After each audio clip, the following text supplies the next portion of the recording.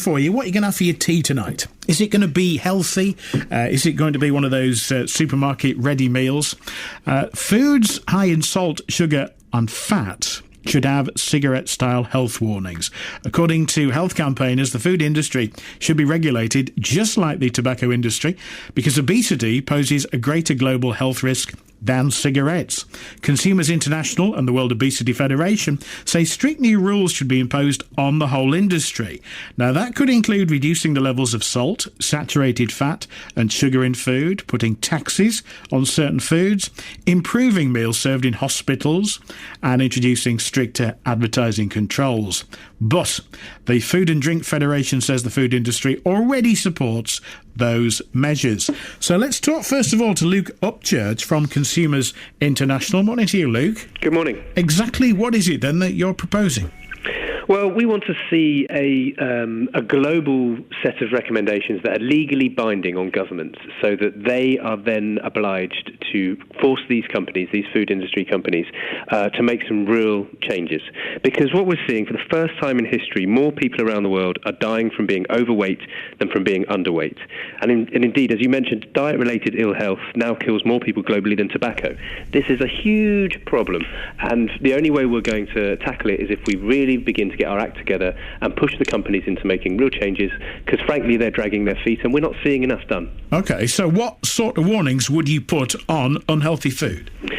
Well, that type of detail is something which governments need to work out depending on the context of where they are in the world and their consumers. But certainly we would like to see better labelling of products so consumers know what fat, sugar and salt is in their products, and they can clearly see that from the labelling on the packaging. Some companies in this country are doing that, and they're doing it well, but we want to see that done across the board. We'd also like to see much stricter conditions on advertising of junk food, particularly to children, a better education around healthy diets in schools and indeed lifelong learning, and trying to make sure that food in schools and other public institutions is healthy, because at the moment these types of things just aren't happening on the scale that is going to affect the type of change we need to see to stop 2.5 billion people being overweight by 2015. Yeah, some people have been talking about, putting pictures of fat people on ready meals. I mean, you wouldn't go that far. Well, I think everything needs to be on the table, because what we have on the table so far is just not working. The World Health Organization came up with a great strategy in 2004 to deal with healthy diets and get people to be more healthy. Loads of great things in that strategy, but not enough has happened since. And the reason we believe that hasn't happened is that food companies are dragging their feet. So what we want to see is the same type of conditions put on food companies who are selling unhealthy food as the tobacco industry has faced in the last 20 or 30 years. Shouldn't we just be allowed to eat whatever we want? I mean, it's my life, isn't it?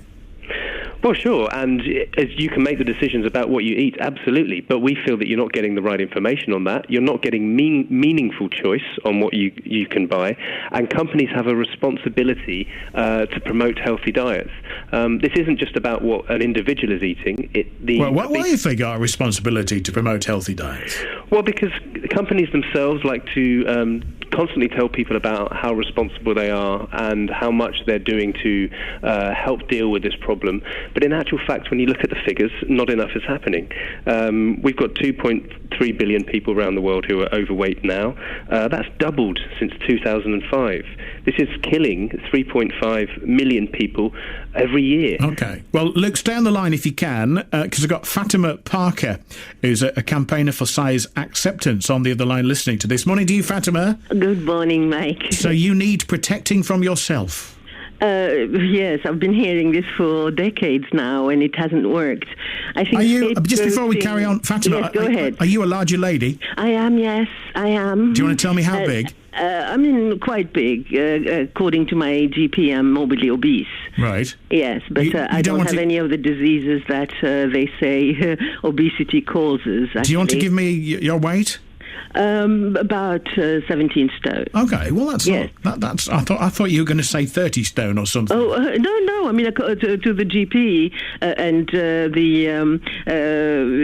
norm now, the measures on BMI, you have to be about 7, sometimes 10 stone, and you'd be morbidly obese.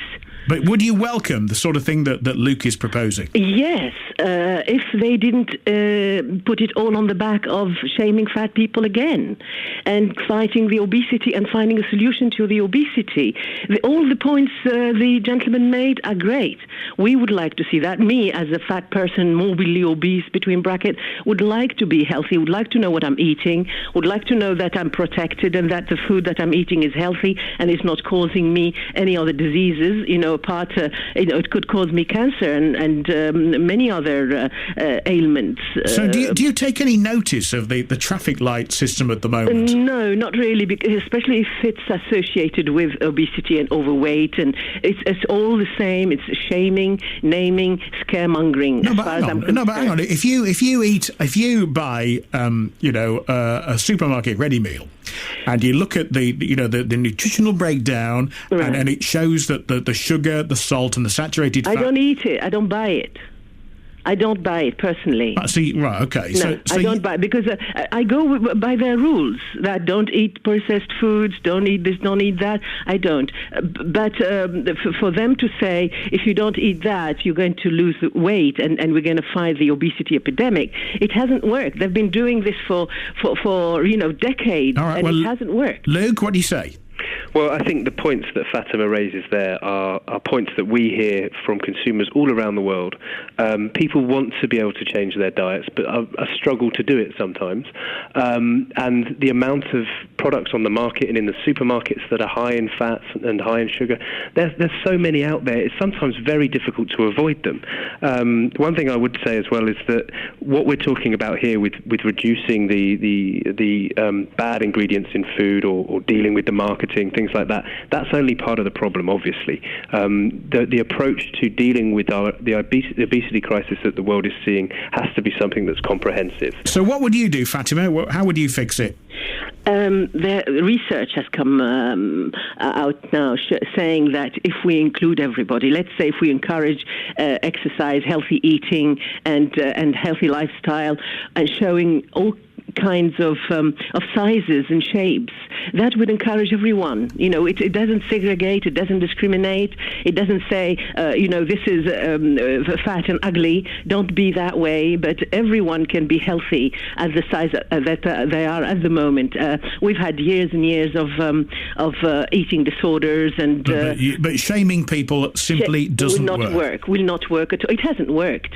So scapegoating and putting our pictures on food labels is going to be even worse. Well, I don't think Luke's going to do that, are you, Luke? No, that's not something we would propose at all. I completely agree with the points that Fatima is making, and I think the thing I would say here is that the ill health created through bad diet is killing more people than tobacco. We are now at a stage where the tobacco industry and smoking was in the 60s and 70s.